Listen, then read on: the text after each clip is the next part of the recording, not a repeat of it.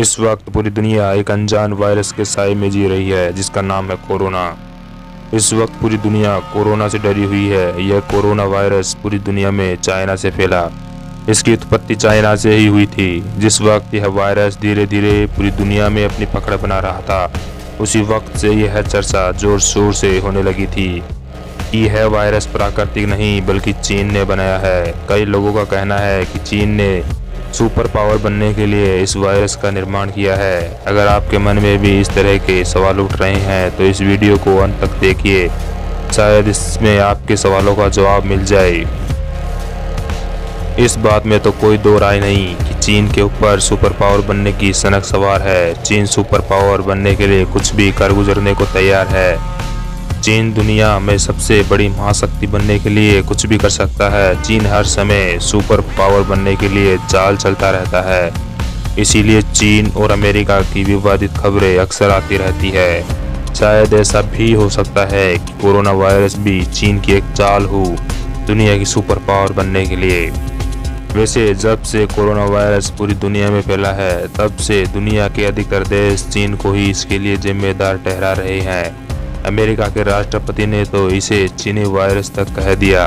उन्होंने कहा, अगर यह बात सिद्ध हुई कि कोरोना वायरस चीन की वजह से फैला है तो इसके लिए चीन को बहुत बड़ी कीमत चुकानी पड़ेगी। वहीं चीन लगातार बेजुबान जानवरों पर कोरोना वायरस का आरोप लगा रहा है।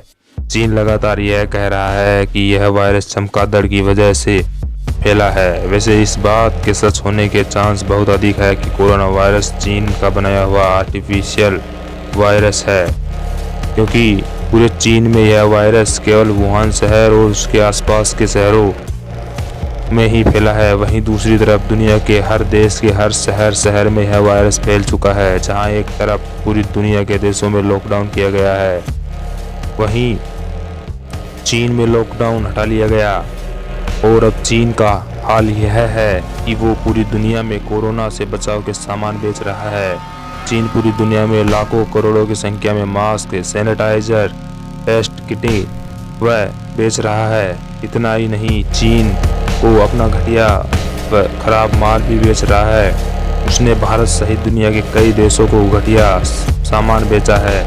जहां एक तरफ पूरी दुनिया का कारोबार बंद पड़ा है, वहीं चीन अपने कारोबार को बिना किसी वायरस के डर के चला रहा है और अपना व्यापार बढ़ा रहा है। इससे तो ऐसा ही लगता है कि कोरोना वायरस चीन ने ही बनाया है।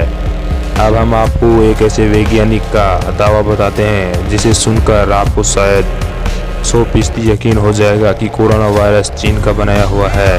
ये वो वैज्ञानिक है जिन्होंने चीन की वुहान लेबोरेटरी में 4 साल तक काम किया। चिकित्सा के क्षेत्र में नोबेल पुरस्कार जीतने वाले जापान के वैज्ञानिक प्रोफेसर डॉक्टर तासुको हंजो ने दावा किया है कि कोरोना वायरस प्राकृतिक नहीं है।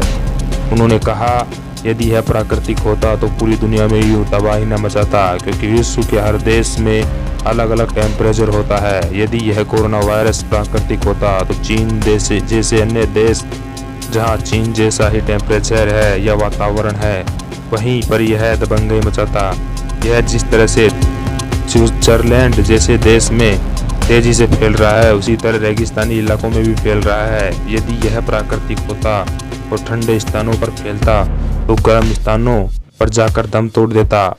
मैंने अपने जीवन में अनेक जीव जंतुओं और वायरस पर 40 साल तक रिसर्च की है। मैं दावे के साथ यह कह सकता हूँ कि यह वायरस प्राकृतिक नहीं है। यह वायरस बनाया गया है और पूरी तरह से आर्टिफिशियल है। चीन की वुहान लेबोरेटरी में मैंने 4 साल तक काम किया है। उस लेबोरेटरी के सारे स्टाफ से मैं पूरी तरह से परिचित हूँ।